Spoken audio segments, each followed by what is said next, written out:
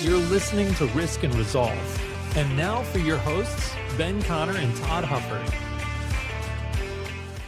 Welcome back to another episode of Risk and Resolve. I'm your co-host, Ben Connor, along with Todd Hufford. And you're going to get episode 5 of the Clay Connor story. But before we dive into that, just a recap of episode 4. Man, he was all over the place, starting with how he was describing Kajero. And he said he was one of the finest men I've ever known. He was thirsty for knowledge. And just really palpably feel his respect for Kajero through his words. Well, he also mentioned King Ari, which kind of reminds you that while they're both all Negritos around there, they're different tribes, they're different neighborhoods, they have different kings and leaders.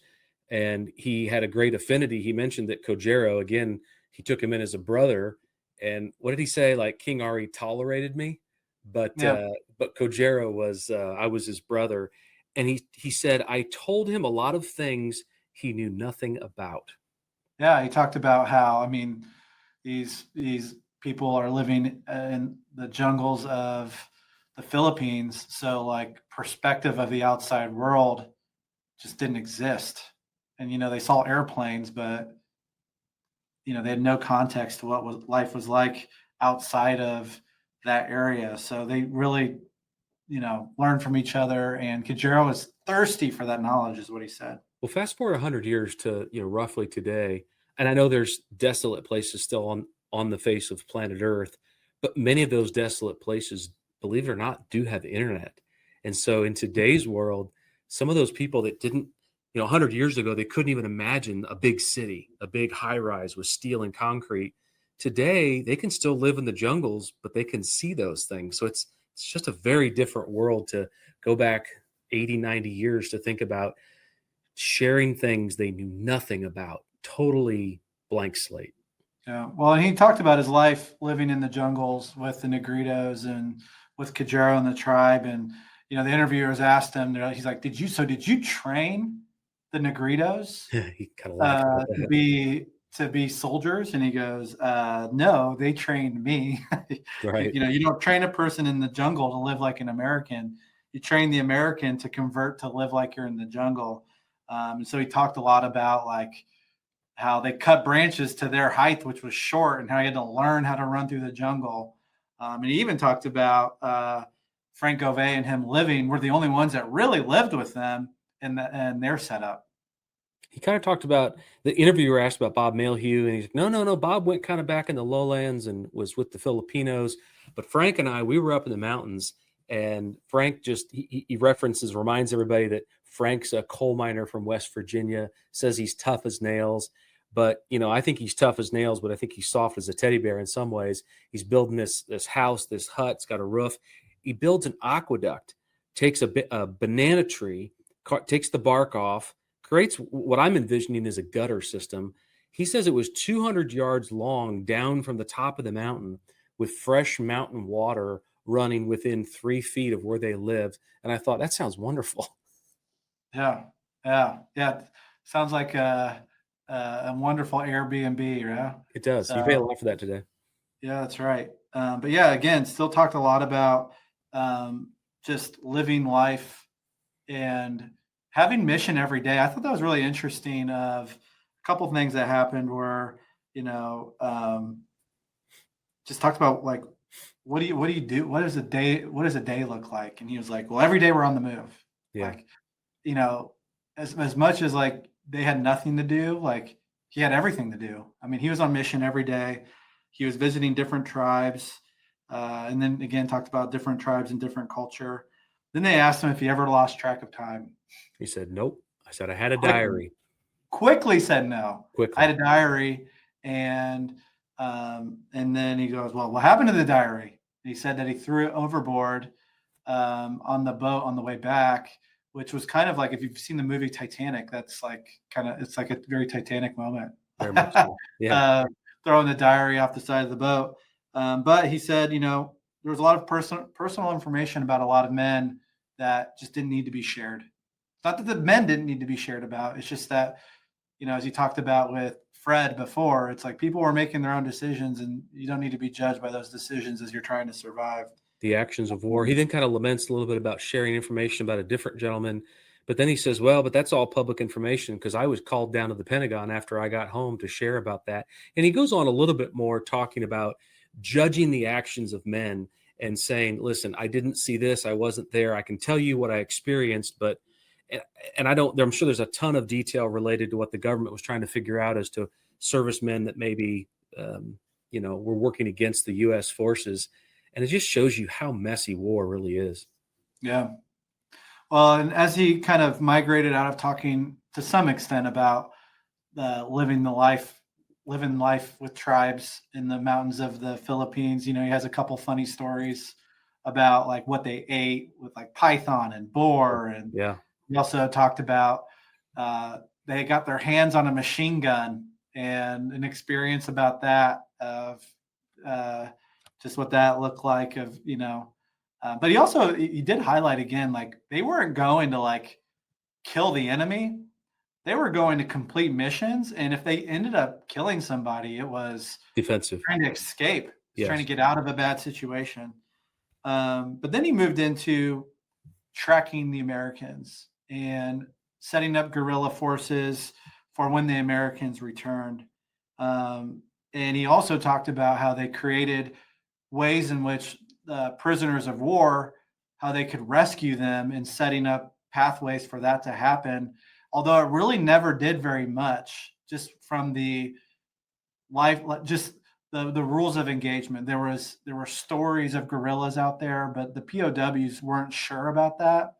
And then there was this, they were told that if one person escapes, they're going to kill 10 prisoners. So there was definitely a hesitation for people to try to escape. He's referring to the prisoners of war that were in Fort Stossenburg, which he kind of also calls Clark Airfield, which is, he says, we never called it Clark, so it must have been named Clark after the war. And that was within proximity of where they were kind of all living. Right. And I don't know how many prisoners of war there were, but you're right. He mentions that they knew somewhat that there was this guerrilla force out there. But as you can imagine, if you're in a prisoner camp and they tell you, hey, for every one that escapes, we're going to kill 10 of your brothers, that sort of keeps your mind controlled into just staying safely in the prisoner camp. But you're right. They were prepared to receive many different escapees from those camps. Didn't sound like there were a lot of them, though. No. So then again, there's a lot of time talking about the Americans returning, and it was really interesting how he got his hands on information through newspapers and otherwise that was tracking where the American forces were, and he was predicting when they would return. And what's interesting is he said, I predicted that they would return around this time, and he was spot on. He said early in 45, and they returned on February 2nd of 45. But then he described, let me tell you about the best day of my life, or the most exciting day of my life. Of my whole life, he says. Of December 17th. So what was the most exciting day of his life? The most exciting day was when he saw waves and waves of American aircraft coming in like they'd never seen before, like they hadn't seen in 3.5 or so years, 2.5, 3 years. And he says, oh, it was so exciting. And you can hear the lift in his voice. And I just go back to the fact that your grandfather is gone. He's deceased within just a few months of this recording. And still, what he didn't know was the end of his life. But towards the end of his life, he still says it was the most exciting day of his whole life. I think if you're trapped, they were trapped. I mean, they were free in the sense that they were in the mountains, but they were trapped on this big island of Luzon. When you're trapped for 3 years, I bet at some point in your mind, you start to wonder, will I ever go home? Will I ever get out of here? And when you see those waves and waves, and he said it looked like hundreds, 200-300 aircraft at a time in waves strafing the area, you realize, oh yeah, I'm going home. But then they started, he and Frank were giggling because the bullets were coming pretty close to him, and they're laughing, saying, we're going to get killed. And your grandfather, of course, says, we can't get killed. They're Americans. But again, war's messy. Yep. So that's where they really prepared for the Americans to land. And, they knew that they would likely land at Clark or Stotzenburg and drive the Japanese force toward the Negritos. And they're like, oh man, that's a problem. So how are we going to prepare for that? So he described the boar traps that they were going to set for these folks, which didn't end up happening because they surrendered. And he goes, and remember what I told you about surrender? But they set these wild boar traps, which I picture this densely wooded, jungle forest with very thin trees. And what they would do is they would bend one tree between others and hook it to a tripping wire. And they would put bamboo shards on this tree. And once it was tripped, it would swing forward and take out someone in their midsection and really hang them up. And they would be hanging there. He goes, it was a gruesome death machine because you couldn't take it out because you'd rip this person to shreds. And there was poison in the bamboo, and they would just spend 4 or 5 hours dying. I mean, he described it, and it was fascinating that this was really how these folks trapped their dinner, the wild boar, but they used it to set up to, if the Japanese force was driven into the area, which would have been a big danger for them and the Negritos, like how are we going to protect ourselves from that? And they're using their native jungle, devices that they had. And I just thought this description of it was really fascinating. How did he never get caught in one of those accidentally the prior 2 years? Just blows me away. Yeah. Well, again, we don't really want our summary to be as long as the episode, and we're getting pretty close there. But I think one final thing I wanted to highlight was his. There was an American soldier that got shot down as they were flying over, and he sent the Negritos to go get him. Clay did, and Negritos went, got him, and they were walking back, and he just explained the story of asking the guy what his name was. And he said, Clay. And he just immediately thought to himself, I have been here for too long. The first American I meet in 3.5 years is a guy by the name of Clay. And so he said, I'm Clay Hogan. And he goes, well, I'm Clay Connor. And what a moment that would have been. And also the description of we were briefed that if we were to be shot down, that we needed to escape to the jungles because there were guerrilla forces there to rescue us. So they knew, which was wild. Yeah. Information had gotten out. And he talked about, he was awarded the Bronze Star, but Colonel Merrill recommended him, maybe for that or something different, simply due to his what did he say? His courier duties, the messenger duties. And 2 weeks ago, I was in New Orleans at the World War II Museum. And if you haven't been, please go. And we had a private tour, and there was a fascinating fact that one of the docents shared with us. And he said, we only as a country began making Purple Hearts again recently, like within the last 15 or 20 years. And we said, well, what do you mean by that? He said, in preparation for what they thought was going to be the invasion of Japan, which of course never happened, the American government military pre-made thousands, tens of thousands, hundreds of thousands of Purple Heart awards in preparation for what was going to be a very gruesome battle, which never happened. And so the U.S. military was giving out Purple Hearts up until like the last 10 or 15 years that were made back in the 40s in preparation for that. Holy smokes. Isn't that amazing? So yeah, he did win the Bronze Star for his courier duties, apparently. So lots of information going back and forth. That's fascinating. It really, again, the term that comes to mind is adventure. Obviously, God's providence he kept saying, I don't know how I survived that, or I don't know how I made it through, or it was such an adventure. And, the more that's unfolding in these episodes, you can totally understand why. He was protected. Unbelievable. But anyway, now we're going to be moving on to episode 5. So I hope everyone enjoys. We spent some time and went into Clark and met the general, and then we went over to Concepcion and we were introduced to General Dresser, and the next day he presented the flag, and we went up where the Rangers were, and we worked good in that contingency. We had the general gave us a Jeep, and we went way in behind the enemy lines. That's how we got hooked up with the Rangers.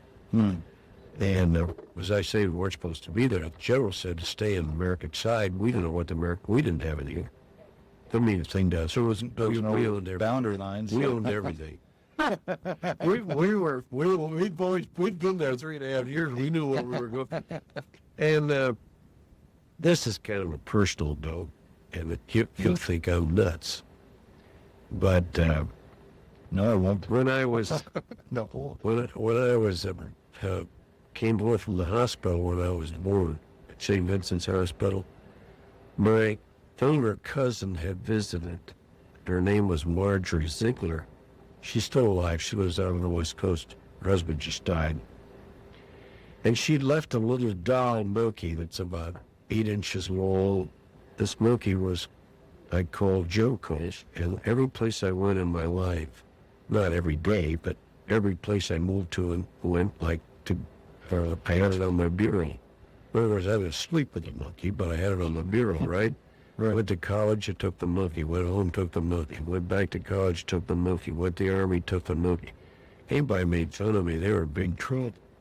Where you got that monkey? For a little guy, I was big trouble. But nobody ever really had anything to say. Everybody knew Junko. So I took him to the Philippines.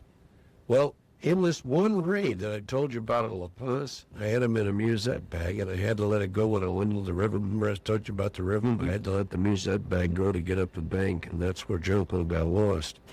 Well, I got that Jeep, and the general didn't know, but I wanted that Jeep to go back to La Paz and get that monkey. You know exactly where you trapped it. Yeah, and I got a hold of that mayor up there to turn us in.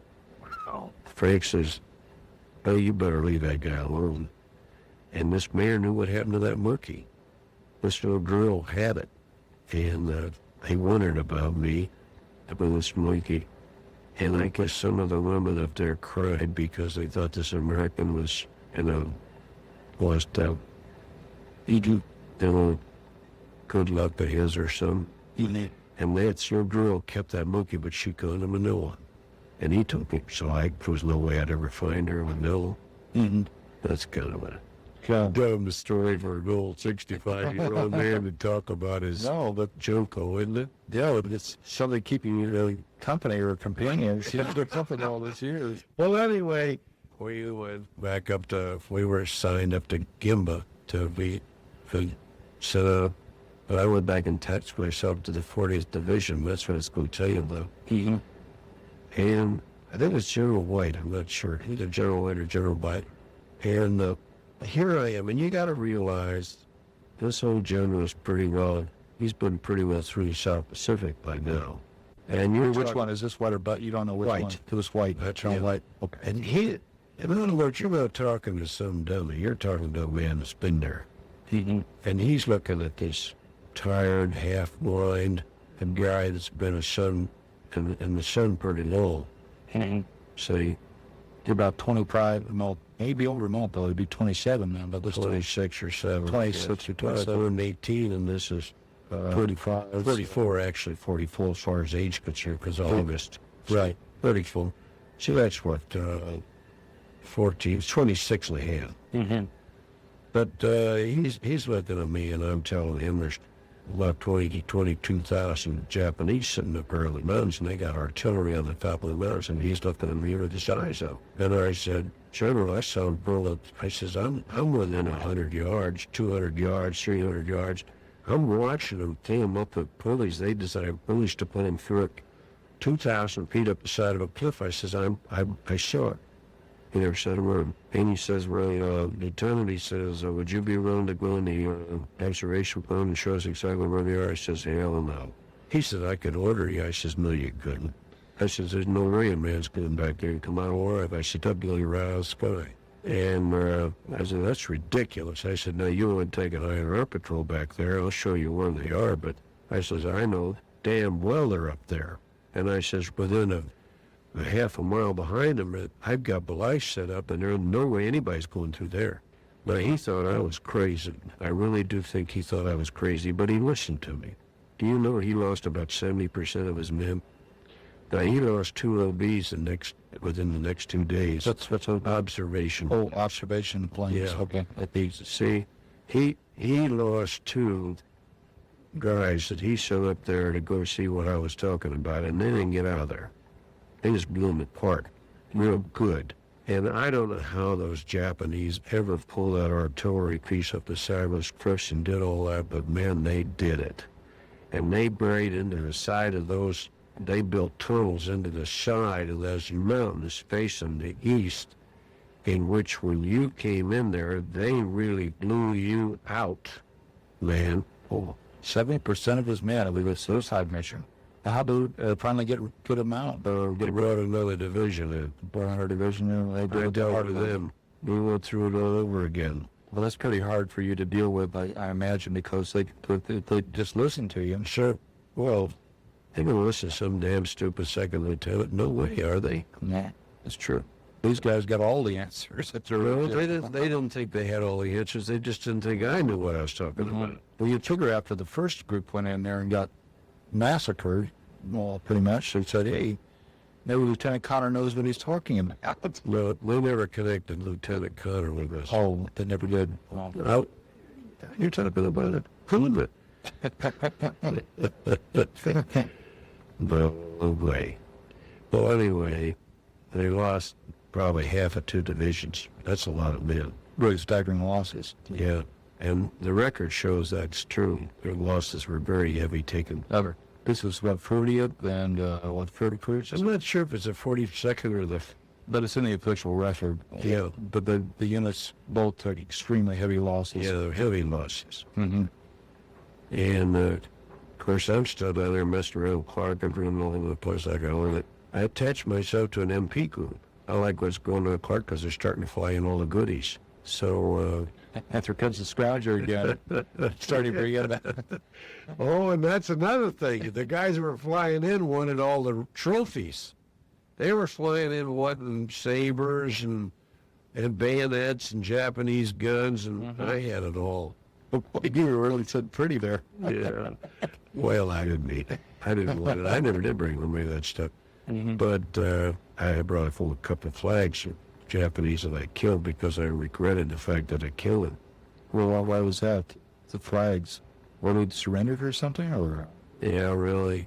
I was in the Sayonara Patrol, and we went back. I was reading some of the Americans, and the mission was to find prisoners in order. The general wanted the real information. He wanted my information. He wanted the information. And sure, I led the Sayonara Patrol. I got a hold of Cook Journal. We went back and we started digging into the areas where we thought the Japanese were filtering into because of heavy bombardments and where they'd go. And boy, we found these 2 guys. They actually got their pictures. They got them off their body. But anyway, I climbed up this house, and there they were laying on the floor, so route them out and have them come down the stairs. Well, I was very leery of them because when we were in Bataan and Aguinaldo, or Bay, and the Japanese would come in, what they do is they put their hands up like this, and then I saw that in a movie. put their hands in their pockets and fill a pin and take themselves, and you really, that's an old trick. Or strap a machine gun on the back, and there'd be 2 or 3 of them walking down a trail, with the hands up like this, and all of a sudden one of them will crouch down, and then the machine gun. Well, anyway, the old hand grenade in the pocket deal was to the birds, and this guy stuffed his hands in his pocket. And I cut him in half. I mean, he was dead so fast he didn't even bleed. There wasn't any bloodshed. It was the most amazing thing. It just fresh tearing off his body. He wasn't even bleeding. He's dead. Unbelievable. I never saw anything like it. Anyway, it's very grotesque. And I reached in his pocket to get the grenade. And I found a surrender with the Americans that dropped. Present this to the Americans, safe conduct. Oh, boys. It was just our way of knowing them. That fine. You don't know how many nights I lived with that. I would have too. Yeah. I don't mean I hated them for a pair of the things they did to my friends, but not that guy. And not him personally. No, it comes down to a one-on-one Right. thing. I can understand that. Oh. When did you leave the Philippines then? You want to move right along that. Well, my father had a heart attack, but I didn't know it. And so I had an A1 priority to come back to the States, but that didn't catch up with me either. I had an A1 priority for two reasons. One, I was involved in guerrilla warfare, and another was... Any of those guys were right in POWs, those people go back. They were back. Well, the POWs, there were so many civilian POWs, they put them on a ship and put me on their wing. But that was because there were so many of them. But there were only a few of us, and we had A1 priorities. And because my father was supposedly dying of a heart attack, I was a notable A1. But I was put on this ship 21 days in the Pacific coming back on a freighter. And I got on the ship, and I almost forgot this story. I had a special order, A1 priority coming on. But for some reason or other, they didn't put me on the plane. They put me on the ship and said, "Now you have priority over everybody else." That's what this. And instead they put you on a big ship. So when he put me on the ship, he took me out special on the ship, which is out in the Bay, Lady, off the Indian Gulf there. Because there's no harbor. There's a harbor, but you can't come in the dock. No pier. See, Lady Gulf, that'd be on the east coast then, right? Lady's another man. Oh, that's on That's South where Honestly. MacArthur walked ashore. Oh, yes, Famous, right, that's right. Lady. That's Lady. He invaded the Philippines in the middle of the islands, which is Lady. Okay. That's an island. L-E-Y-T-E. Okay. Anyway, I'm a Tacloban, and they take me on this boat. They put me on this special guy who's assigned to do this for me, gives me all this, and he says, "Well, any place you want, you're the first man. There, you find any place on board you want." I'm a second lieutenant. That I'm the commander of the ship with special privileges. He leaves. I go topside to the finest. Now you're talking about an army transport, so you're not talking about the Queen Mary or the Elizabeth or the Normandy or the Ile de France and the Bremen. You're talking about a transport ship. So I go topside. They got showers up there, and they got 4 beds to a compartment, and it's pretty neat. I take an upper bunk, so I don't have. I've been around a while. So I'm all bedded down, and I'm laying there having a ball, thinking about here I am, see? Here comes the troops aboard. This is 3 or 4 hours later, and this Kronos just sent on me. And they're looking at me, and they said, "What rank are you?" I said, "Second lieutenant." "What are you doing up here?" I said, "Well, I was trying to come up here. Any place I wanted." I said, "Well, you're not up here. You're not going to be in with us." I said, "Well, I don't know, Colonel." And I said, "That's what they told me." And I says, "I don't know why. I didn't come up here to upset anybody." I says, "I was just told that I could take any bunk on the ship I want." I said, "Well, you were misinformed, Lieutenant. You don't have that privilege. You're going to be down in the holder." I said, "Wait a minute, Colonel." I said, just a minute. I says, "Now, I understand this rank business. But I says, perhaps you don't realize I've been in this service a long time." He says, "Lieutenant," he says, "you haven't been in the service near as long as I have." I says, "Colonel, I'll bet you $100 I've been in rank lower than you've been in the service." He says, "I don't bet with lieutenants, but I'll take that 100. He says, "How long you been in service?" I said, 4 years. Well, I was. Yeah, See? it's true. See? Almost 4 years. I says, "How long have you been in service, Colonel?" He said, 3 years, but I don't believe you've been in 4. I said, "Well, I was in the Philippines. I came over here before Pearl Harbor." I said, "When did you get in the service?" "I came over here as a second lieutenant before Pearl Harbor." You under that. He didn't believe it then. He didn't believe it, but when we landed in Pearl Harbor, he put me down in the hole right where the screw is, and he assigned a cot to me in the area right in the bottom of the ship, where I was 21 days right next to the screw going back to turn the... Oh, that's awful. After spending all that time in the jungle, that guy should have been busted back to it. But you know what he did for me? He put me in the bunk, he didn't know it, next to a returning former New York Times reporter that had got caught in the Philippines, who had been in civilian prison camp and was a writer and was a fine man. And I had the privilege of being next to him and sharing his experiences. And he'd been in World War II. He'd been in World War I. He was an old man. Did you recall his name? No.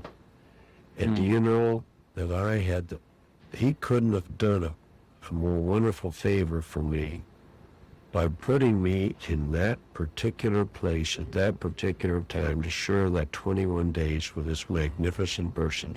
And I happened to be standing right opposite this other man, the colonel's quarters. I went up on top deck to put showers and he kept running me up. Why should I go down there and take saltwater showers? So I go take freshwater showers. So I was still in my old army. But anyway, he finally, when we docked at Pearl, they sent this team across aboard to deprogram me or whatever it is. I'm not going to tell anybody about that I know about these dead soldiers and all this stuff. I'm not to do that till I get to the Pentagon and debrief there and all this stuff. See, well, anyway, when he found that out, he knew I wasn't kidding. See, he paid me $100. He paid right as we went under the Golden Gate Bridge. He came up to me and he says, "Lieutenant, I got to apologize." He says, "I really did a terrible thing to you." He says, "I want you to know I'm sorry about that." I said, "Colonel, you did me a favor." I says, "If I'd have bunked with you all the way back, I wouldn't know a damn thing. I had the privilege of being in the boat next to a man that's been in both wars and was a war correspondent and had the privilege of being with him and learning all these wonderful things." That's a fine story. So 21 days later, you show up in San Francisco. And came out of the bridge, the Golden Gate, and I said to myself, when we went out, there were 1,700 of us. I'm coming back on hold. That's right. But you air group. Yeah. As far as you know, that was it. There were No, there's quite a few left. But most of them that were left were taken to the Australia, and the planes they evacuated right in the beginning. They didn't. Not very many of them survived. But stayed there. And some of them, few, but very, very few. But I was alone on the ships. Right. I'm on that group. It's a busy place, isn't it? It sure is. There's one thing that came up is that you were asked questions about the hub. So, maybe we should take this in chronological order. After you landed in San Francisco, then you probably had leave and then went to Washington for debriefing. And well, first of all, at the hospital, I was quarantined for a while at the Dix because I went home immediately because my father was critical. He did survive. This is New Jersey, Fort Dixon. Yeah, but I was in East Orange for about a week, and then I was taken down and put in the hospital at Camp Dix. I guess it's Camp. I don't know if it's Fort Dix or Camp Dix. They go near Trin. And I was there in the hospital for about a month. And I had all kinds of problems, which they didn't handle, by the way. But then the Pentagon wanted to talk to me about the men that I actually buried, saw, knew, because of the 30,000 Americans, there were a lot of them that died that no one, the people, or the ones that knew they died and where they were buried were also dead later. So the continuity of deaths left information obscure about a lot of them. Nobody ever did know what happened to a lot of them. Well, I knew what happened to a lot of them, see, in the guerrilla forces, but I didn't know what happened in prison camps. But I had a wonderful time at the Pentagon with a lot of top brass as a result of all the facts that I had a lot of contact with top brass in the... I had contact with top brass, thank you, in Bataan, which was fantastic because here I am, I don't know a thing about communications, and I'm a good communications officer, and you said, are you well trained? I told you I didn't know anything about it. But the point is I had the name, communications officer. So being a good communications officer, I organized all the communications and got all the guys to do all the communications, and I was responsible for getting it done, even though I didn't know anything about it. I got it done. So I was in contact with the generals Well, when I got back, the old generals down at the Pentagon didn't know what happened to their friends, your own buddies from West Point and whatnot, see? They were all World War I guys, Right. see? And I was a key figure there for a few days with General Julio and General Fichet and General Happel and a few others. And You were in direct contact with them. I was talking You to talked them. just like we are right Yeah, now. just like we're right now. They took me to lunch, and here I am, a nothing. I'm still a second lieutenant. They probably wonder what's going on here. Freddie said, "Now, what's going on here?" He says, "You're at least a first lieutenant." I said, "Well, maybe so, but nobody's told me." He said, "Well, put me in first." I said, "I don't have any. I don't have an order, General." He says, "Well, I'll make you a captain." That's how those orders get. Yeah, that's Like how those all this copies thing from got the thing. book, I right. got to be a captain. I'm running around a captain. All of a sudden, a month later, I'm VOCO General MacArthur. I'm a major. But it happened real quick. Well, it caught up. But it just caught up with you. Yeah. Would have been that. And that's why you got a letter in there saying from this Colonel Reedy. Colonel Reedy was like a father to me because my mother was an army of one to keep in touch with the Pentagon to find her son. And Reedy, she was in correspondence with Reedy once a week. She wrote to him like you write to Landers. And he knew me before I ever got home. He says, "I'm so glad you're home."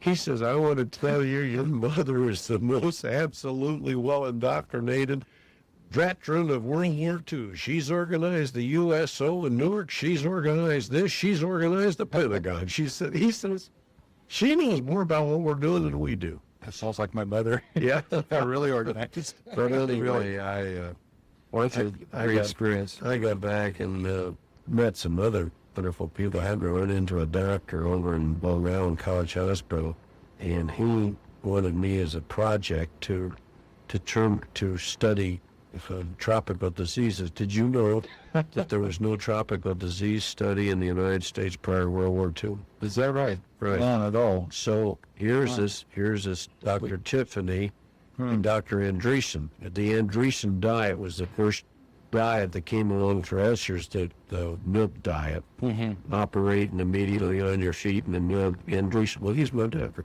He called me up.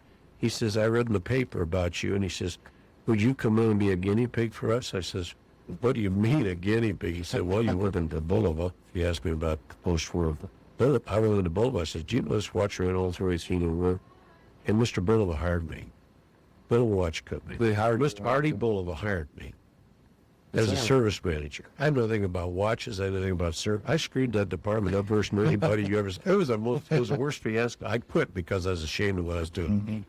But just based on the fact that the he hired- Bulova watch, just Yeah. like the Timex, Yeah. takes a licking and keeps on ticking. But Right. Bulova, they said, Yeah. survive and they jumped. Was it? This is in 45 when you. This is in 45. So did you get out of the service in about midway through 45? 46. Oh, you went out. Well, I had a lot of terminal leave coming, and I was Uh-huh. out. Oh well, that's another.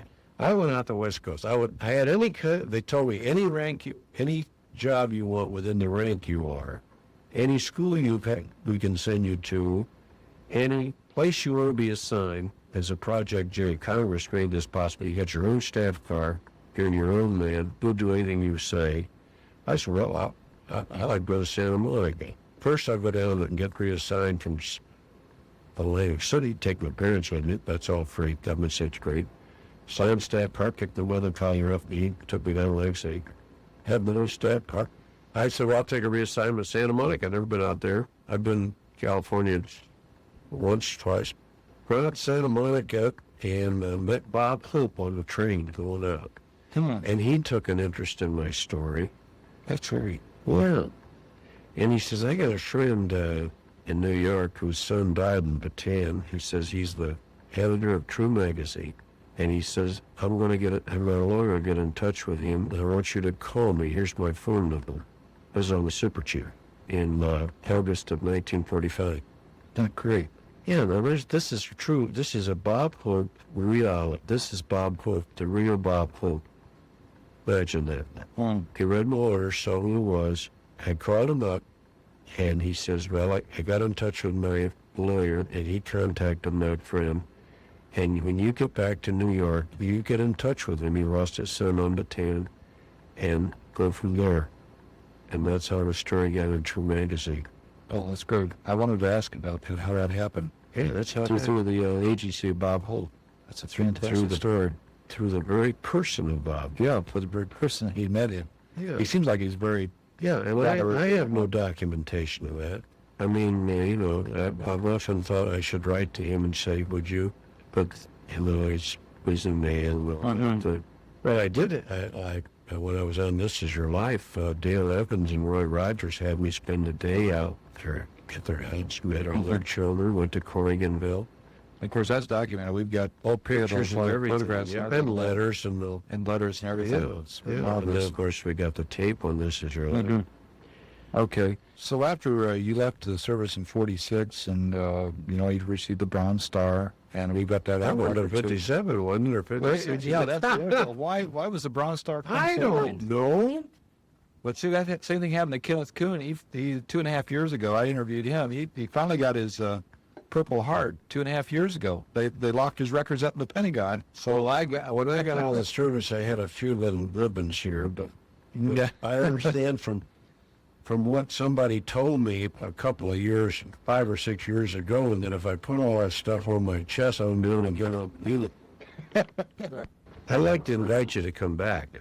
And I would also like you to know that as I'm reflecting this, in 1838, on Slate Creek in Montgomery County, Kentucky, where Indians were still quite active, my great-great-grandfather, Jonathan Hanks, was interviewed by John Shane, a collaborator with Lyman Draper, and there was about a 7 or 8 page interview in the Draper manuscripts of that interview in which he tells about his life on the Big Sandy.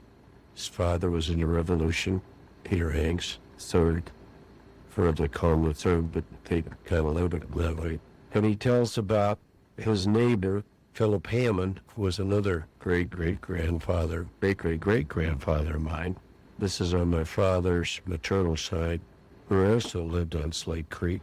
And it's interesting to me that fate would raise up a young man like you who was interested in following the same kind of thing, to spend your time and your money to go out and get interviews from very worn-out veterans like John Shane did. And yet John Shane has established himself in my heart as a very dear and close and personal friend that I never met.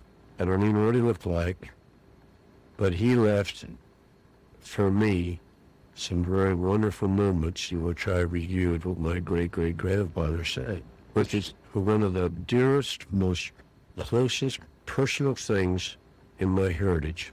The only real thing, apart from the fact that Philip Hammond gave a speech right before he died down in Alabama. He moved to Alabama. And his final words in that speech was that although they didn't recognize him and give him a land grant, and they turned him down in his petitions, he was a great Indian scout, saved Fort Donnelly from the raid of the Indians and all the people there, was with the Virginia Volunteers. And though they never recognized him, it's the greatest nation in the world, most wonderful place to live. And God knows what's right and right and what should be left to the decisions of man. And he prayed that the men who lead this nation will well guide it. Well, thank you very much, Mr. Pat. I hope I can come back and talk to you again further. Just one further question. After the war, you got into the insurance field. I guess that would be considered your principal occupation, wouldn't it, after the war? Oh, yeah. That'd be a principal occupation. And Mr. Bulova got me into the insurance business. did that scare you away from the watch business? I didn't know anything about watches. And he realized that I was the kind of person who was uncoachable in something I was not good at, and I wouldn't take his money very long. He knew that. For not doing what I thought was a good job, not what he thought was a good job. I had to be the one determined whether I was doing a good job or not. And I knew I wasn't doing a very good job. So he sent me to working school. Oh, that's the University of Pennsylvania. That's very, very prestigious. Yeah, Yes. there was He sent me down there for a short period of time, and there was a Dr. Roberts there. I'm pretty sure his name was Roberts. I'm not positive, but I think it was Roberts. Charles Roberts? I don't. But his name was Roberts, I'm almost sure. He was the head of the department, a new department of determining personal aptitude. Now, you've got to realize that you're in a different era than 1946. In 1946, there was no such thing as determining personal aptitude. I mean, it was a strange... You didn't have career guidance counselors or things like that in those days. And of course, when I was a Duke, I took courses with Dr. J.B. Ryan. And that was a new field of extrasensory perception back before the war. Oh, yes. See, and I had all that benefit. I was great overseas with the pygmies. I was in this big deal of extrasensory perception, and where I was reading minds and all that. You tell a story about a dream that you had about that something came true, that you had a dream about this, or premonitions and things happened. Now, maybe this is kind of, you may not want to talk about this. I don't remember telling you that. Did I tell you that tonight? I don't know. You didn't tell me that tonight. I read that someplace. No, maybe I'm wrong. No, you're not wrong. I don't remember, though. I think I did say something like that, but I don't remember what I said. But on this particular thing, Ryan did all this work with me, and as a result of being with LeBron, being in the school, but I had a visual handicap. See, I never told you about all the trouble I got on the West Coast after I got out there, and I was running the Army out there. And that didn't work out at all. So they retired. Oh, this is Santa Monica. This is Santa Monica, and then Santa Ana. 45, yeah. Santa Ana. And I was finally retired from the Army. But graciously and beautifully. But anyway, now it's, here I am at Wharton in 1946. And this is probably August. And, or September, something there. But 46. But anyway, this Roberts is a wonderful fellow. He spent a lot of time with me, and of course I had to speak at disability, so everything had to be graded. He could never grade me at that particular point. I couldn't get a driver's license. I couldn't drive. Nothing, see. But he spent a lot of time and a lot of money, I suppose, which I never paid a dime, or anything. Everything was totally Mr. Bulletin. I was Mr. Tell Bullivan's boy. Yeah, look. Isn't that wonderful? Did I tell over these people all my life? Yeah. It is. Really. Extraordinary life. Well, you could go. Harry Henshaw's still living. He's Mr. Bullivan's nephew. Mm-hmm. His mother was Harry. She married. She was Miss Bullivan, his sister. I'm not sure she's still alive, but she married Harry Henshaw, and then they brought in Billmore Bradley to be chairman of Bill the Bill. That's right. I remember that. See that? Mm-hmm. And they were great. They were wonderful. I mean, they did all kinds of things, and they established a school for the disabled veterans and taught them all watchmaking. You realize how I was taken in that capacity, but it's just so they just were wonderful people. And they were Jewish immigrants, you know. The Kimberly started from Zip. Well, where was their headquarters located? Or 630 5th Avenue. Are there in They were the International Building in Rockville Center, and then their factory was out in Woodside, Long Island. Mm-hmm. See, so I was working 630 5th Avenue with 37th floor of the International Building. Mm-hmm. And Harry Henshaw was the nephew, and I were very close. And certainly as they were compliments of no Mr. Bill. And Roberts took all this time, and he says, you should do an insurance business. He says, actually, you should be a lawyer, but he says, I don't want to put you to the struggle of the education with your vision at this point. He says, at a later date, yes, but at this point, he says, I think it'd be too frustrating for you. So he said, I don't want you to go through this aggravation. So you get in the insurance business.